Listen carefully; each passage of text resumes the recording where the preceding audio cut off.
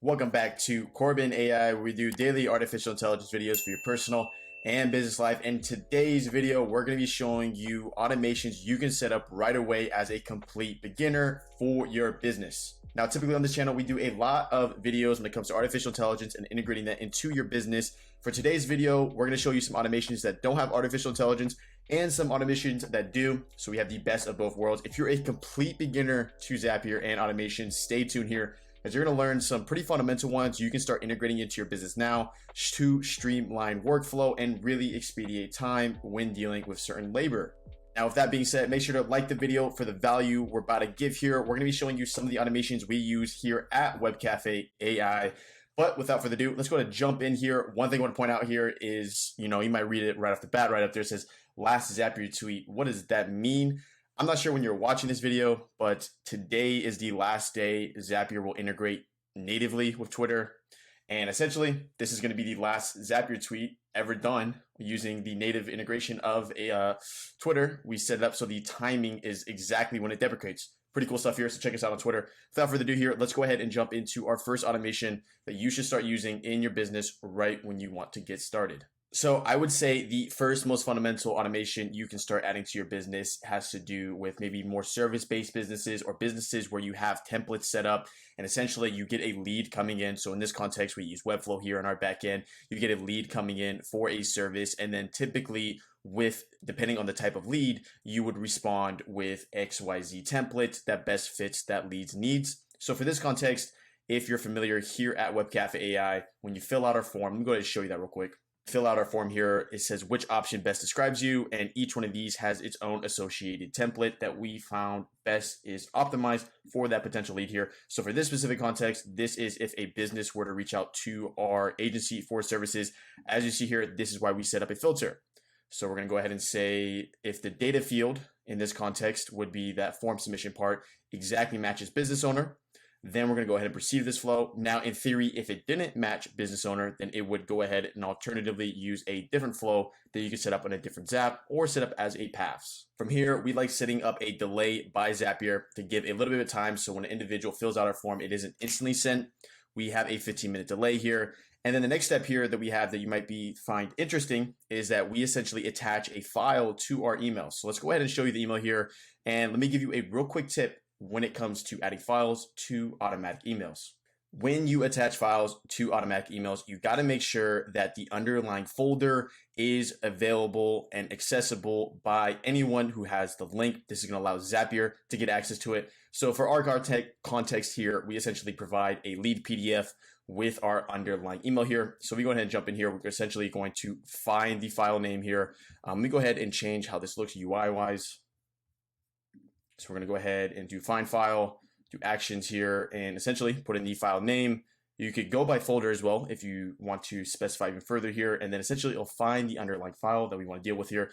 Now let's go ahead and jump over to the email, where essentially we'll automatically send an email 15 minutes after the individual fills out our lead form. I went ahead and just changed this individual's data here. I modified the record. So, obviously we're protecting them and they don't have to have their information on the internet. So from here, essentially we went ahead and set up the action, put in the data of the email from the form here. As you see here, put in the email form here. Proceeding here, we have a fixed text subject line. We could, in theory, add a little bit of AI there if we wanted to. And then right here, we have our underlying individual's name from the lead form that essentially we grabbed from a form submission. Now, this can apply to any of your backends. We use Webflow. This could be Shopify, this could be WordPress, and so on. They all integrate with Zapier here.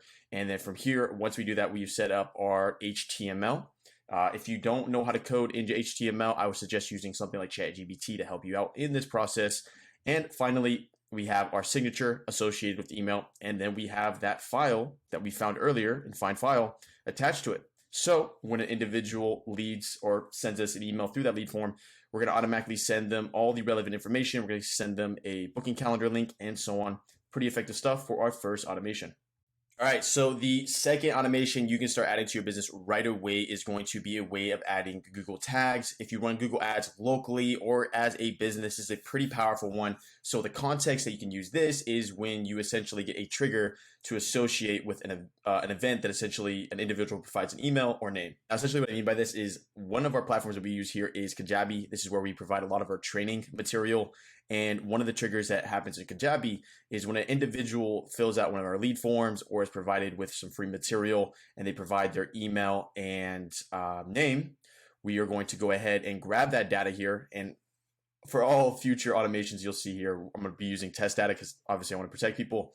And then essentially when we do that, we can set up an app and events here, add contact to customer list with email, go to actions here, and then use your Google Ads and put it in the customer's list that you've associated and provide the email. So essentially what this does here is now we're going to be building up a automatic list that we can go ahead and target later on in Google Ads, which is pretty powerful stuff. Your next question might be asking here, okay, so what if I don't use Kajabi, I use other platforms? Then in your context, go ahead and find how you're currently using your top of the funnel when to source cold traffic. What I mean by that is, do you currently have a landing page where you provide a free PDF? If you provide an email, that's a trigger. If you have other context where essentially someone signs up for your newsletter and you want to go ahead and put them into a automation like this, individual provides email on your newsletter, and now we're going to go ahead and add you to a contact customer list to Google Ads. That can be done as well. Purpose of this is to really help with your ad traffic when it comes to paid traffic and retargeting ads. Now, the third automation that you should start using right off the bat in your business is a little bit unique, a little bit niche. So I know in business, sometimes you can set up lead forms that maybe are outdated, but you still get leads in them, or there might be a context where something happens within your business and there isn't really a way that you get notified in regards to that. So the context you're seeing here is this is one of our lead forms that we used in the past, we don't use currently. But the thing is that essentially this lead form that we created here with Zapier interfaces, sorry for the pause there, I thought I revealed someone's data, but essentially this lead form we created with Zapier interfaces, the link still exists. It's still out there in the internet. So there's probably a couple of videos on this channel that uses this link rather than our new link, but I need to get notified if someone uses our old link like that still. So what you can do in whatever context that you typically get notifications, we here use email, is you can go ahead and send yourself an email. So for us, we can go ahead and just say send email and then come down here. That's our main account. So we're going to, who we're going to send it to? We're going to send it to ourselves. And then essentially what I like to do here is just give the subject line, give context of where this notification is coming from. For us, it'd be old lead form message. And then that notifies me, okay, so maybe I got to go ahead and check the old lead form here, see who left some information and go ahead and contact them. This can be used in any context. This trigger here could be a Slack channel, any CRM that you're currently using within your operations. Use this as you will. I just found this useful in my certain context where essentially I need to get notified about stuff that isn't readily obvious to me on a day-to-day operation. I don't want to go out of my way and check this old lead form and stuff of that nature. Number 4 automation that you can start using in your business, and this is all contextual on the software that you currently use for your business, is when you get submissions from your main website, sending them off to a potential newsletter or email list in this context is very valuable. So for us, our main newsletter runs on the back end of Kajabi, as you see here. But your newsletter might be Klaviyo, MailChimp, or whatever the context may be. I'm going to go ahead and edit this out so we can kind of see a better structuring of this. So obviously, when an individual fills out a certain form on our website, for the pause again, just making sure that I'm not using anyone's data or showcasing anyone's data here, we're going to go ahead and use grab their email from that underlying form submission here. And then for us, we can go ahead and push it forward to whatever our trigger is in order to subscribe someone to a newsletter. So for this specific context, what you're seeing here, let me show you what it looks like in the front end. So if you come to our website here and you go to our resources, maybe you want to go to ChatGPT, get some free prompts on how to use ChatGPT, and an individual is reading one of these AI article generations. If the individual leaves their email here, that is what's going to trigger that flow. Due to the fact that we need to essentially grab the data from there, send it to our real newsletter, as our newsletter isn't built on the back end of Webflow. And I don't even think it's possible to build a newsletter on the back end of Webflow. So this is a useful tool to use in the context of sending data from one of your form submissions, where the two different, where you do your newsletter is different where you collect the form submission, if that makes sense, to connect both worlds. All right, so number 5 important automation you can start using within your backend is going to be a repurposing of content. So in this context, we are using an AI block here. So if you're not familiar at all with ChatGPT or any context when it comes to automation, you can check out one of our full in-depth videos in our channel here. But from here, as you see here, essentially the purpose of this is when we get a Instagram post we're going to essentially grab that Instagram post and push it as a Pinterest post. So let's go ahead and dive a little deeper here. We're going to say new media posted to account. Then we're going to get the relevant data associated with that. Then we're going to go ahead and format this. So what we did in our context here is we wanted to split the text, and you might be asking yourself, what does split the text even mean? Essentially, we wanted to split the text so we can go ahead and separate the different blocks. So we have the initial caption here, then we have the hashtags, more hashtags, really make it so that the data isn't just one big block of, hey, here's everything associated with the caption. We're going to go ahead and separate it into multiple blocks that we can grab upon. And if that doesn't make sense, you'll see it right here. Essentially, we're going to use a conversation with ChatGPT. And then we're going to say, based off this caption, provide all of the relevant context here, generate an SEO optimized Pinterest title, 3 to 10 words max. Come over here, and then we'll get our title here, Floating Book Island, Skybound Literary Adventures. We do more of like AI image art on our Instagram. Then we're going to go ahead and create a pin here, go to actions, and essentially, as you see here, we're going to grab our board. We're going to grab the underlying image from Instagram here. So just simply click there. And then we're going to go ahead and provide a link. That's going to be our link tree. And then as you see here, these are the formatted blocks that we had grabbed earlier. So we're going to be using hashtags in this context here. So we're going to have the title is Pinterest, and then these are the formatted blocks. To clarify even further, this is better than me grabbing just the straight caption here, because as you'll see, look how much information that is. We don't want all that information. We just want to select our information. In order to do so, we'll go ahead and select it and itemize it by doing output 1, coming down here to output 8, providing that relevant information, and good to go. So now when a Instagram post occurs, we're going to automatically send it to Pinterest with an AI generated title and the relevant information. Now, one point I want to point out before we move on to automation number 6 is that this flow can be applied to anything. So in theory, I could say new Pinterest post, create an Instagram post. I could say Instagram post, go to Facebook, and so on. You can really use this in context of repurposing content for other social media platforms automatically. This obviously really saves on time because no one wants to go out of the way and post the same thing on Instagram to Pinterest and the time and labor associated with that. All right, this is number 6. This is kind of a bonus one. I think this would be pretty cool for people to understand that you can do this in automation. But essentially, let's say you have, for this context, we're using Cynthia AI's AI generation video software. But in this context, it says Shorts ready. But in theory, this could be YouTube ready. This could be Google Drive upload. And essentially, what I mean by that essentially is, we're grabbing a video file.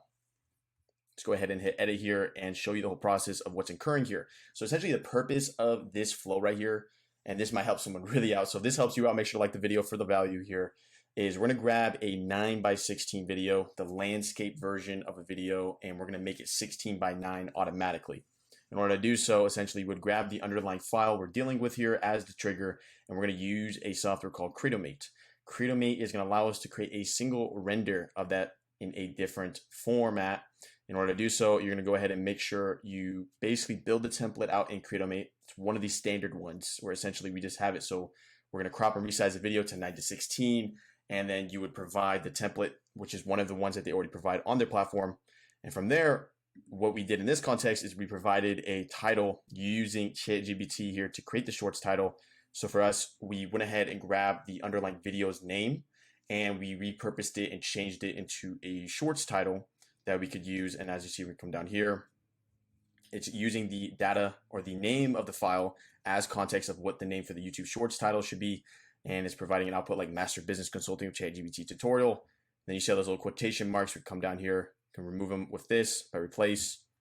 And then we can finally just automatically upload that video to YouTube or any other platform that you want to. Another one, number 7. So this one's gonna be more specific. If you use the API of Stripe, this can also be done with PayPal. Now the context this can apply to is plenty of things. So for this context, this has to do with a subscription service we offer here with BotBrew and $20 a month. Essentially what this does and this flow does is when an individual is past due on their payments, we're gonna send an email and we're going to remove them if they do not pay up within X amount of time. The context this may apply to your business is maybe if a payment fails, you can set up a notification to your email. You could also set up a follow-up email automatically and so on. So let's go and walk through this to really understand what's going on here. Essentially for us, it's when a failed payment occurs, essentially we'll grab the data there. And for us, the way we filter it is that the amount we charge for the underlying service here is $20 a month. So we go ahead and grab the amount variable found in that failed payment and say it has to exactly match 20 in order to continue the flow.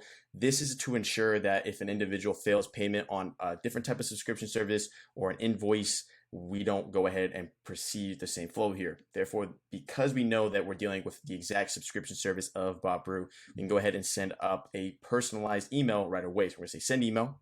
Let's say send email. Sorry, I had to change the data again. Hit action here. And as you see here, we're going to put the to the customer's email here. Coming down here, we have the individual's name that we have within the receipts here. Provide the relevant information in regards to like, hey, it looks like there was an unsuccessful charge. We're going to give you 72 hours to either give the correct payment information or we'll have to remove you from the service. And this sends automatically. So once that happens, we give a delay of around 3 days. So we can do 3 days. And then we can go ahead and proceed by finding that underlying subscription with that individual by essentially putting in the payment ID here. So we can go ahead actions here. And as you see, we can do the customer ID. And then from there, we can go ahead and say only continue if, hit continue if the status contains past due. So if that record of that subscription has the variable of past due, then we are going to essentially continue this flow. Now in context, if that record had the variable of active, we would stop the flow here. It's active, payment goes through, don't have to worry about it. And then finally, the last step here is setting up an API request and essentially deleting the individual who is subscribed. Not familiar with API, we did a whole video showing how to use ChatGPT with API documentation to help you, even if you're a complete beginner here. But this was pretty easy. Essentially, all I needed to do was set up an HTTP method of delete, provide the link, and then it would just delete the underlying individual. This is a little bit more complex than it probably should have been in this video, but I felt like this is pretty powerful due to the fact that, a lot of people use Stripe, a lot of people use PayPal, and there's a lot of financial stuff that you have to automate or you can automate that maybe you don't realize you can. Which brings us to automation number 8. This is an example of essentially someone either pays for an invoice, gets a subscription, sending them up a follow-up email to welcome them. So we got new subscription from Stripe here. Only continue with, and this is my way of identifying the specific service being offered here, because a lot of times it's, you have very specific fees. For us is the $20 item price, item plan amount is $20 here. For me, this is just creating a new user in the backend of user interfaces for the purposes of the platform that they're subscribing to. And then perfectly, we can go ahead and send them an email. As you see, we got to the email, and then coming down here, we have the fixed text of the subject line, and then the underlying HTML associated with the service they're getting offered, and we'll automatically send that. So I don't have to do anything when an individual subscribes to this specific service. We get automatic emails. So the last one's going to be a bonus one here. Essentially, I want to show you a platform that you may want to start using in your business when it comes to social media content. And that specific platform is Bannerbear. So in this specific context, essentially what we're doing is we're making a randomized prompt to create an AI image. And then we're using Bannerbear to essentially send that image to and create a template out of. I'm not at all sponsored by Bannerbear, and if there is a link for Bannerbear down there, it'll probably be an affiliate link, so there's your disclaimer. But essentially, I wanted to give you this bonus one real quick because of the fact that Bannerbear is pretty powerful. I want you to think of Bannerbear like the Canva of API, and what I mean by that essentially is, as you know, with Canva right now, if you wanted something designed, you'd have to either hire a freelancer, or you would do it yourself, or you'd contract it, or you'd have an employee. In this context, think of this as the software freelancer, where as you see here, we can change the underlying text, the underlying image, the underlying format of the image, and everything associated with design using Bannerbear. And what this means for us essentially is we can really start automating a lot of our social media content to the point where maybe all we want to do is provide an Instagram post every Monday, Wednesday, Friday, and have a preset template and branding style of our business. You can use Bannerbear for that. You can upload images of that. We do a pretty in-depth video. I think it's like 30 minutes long video on Bannerbear. So if you want to check that out, you can check that out on this channel. Just want to give this one last bonus one here. But in all, these are some of the main automations that you should start looking towards when building out or starting automation in your business. If you feel like you learned something, make sure to like the video. It's completely free and it helps us here at Corbin AI. If you want to learn more about artificial intelligence and automation and how to start integrating that into your business's backend, I'm going to link a playlist here at the end where essentially we're diving into a bunch of different platforms that exist now. And these are like 30-minute plus videos. So you're going to get the whole 10 yards, everything you need to know about the software and the platform, what it can do. And even if it's a right fit for your company, as you know, that's a pretty important indicator if you want to even entertain something. And you know, you can watch these in and out and see which one fits best for your business. Without further ado, make sure to subscribe if you want daily artificial intelligence content. We do a lot of stuff when it comes to business, a lot of stuff when it comes to your personal life. Overall, our ways of approaching artificial intelligence is pragmatic value. We don't want to waste your time. I mean, that's why you saw very limited editing in this video, in the sense of like, you didn't see like text everywhere, slides. I'm gonna just show you a random B-roll of like code or show you a random B-roll of robots. No, that's not really the style of this channel. This style of this channel is very, I'm here not to waste your time. I'm here to give you value. So without further ado, I'll see you in the next video. Thanks for tuning in. And yes, surprise, I'm an AI avatar. Make sure to explore more here at Web Cafe, where we demystify AI for your personal and business life. Until next time.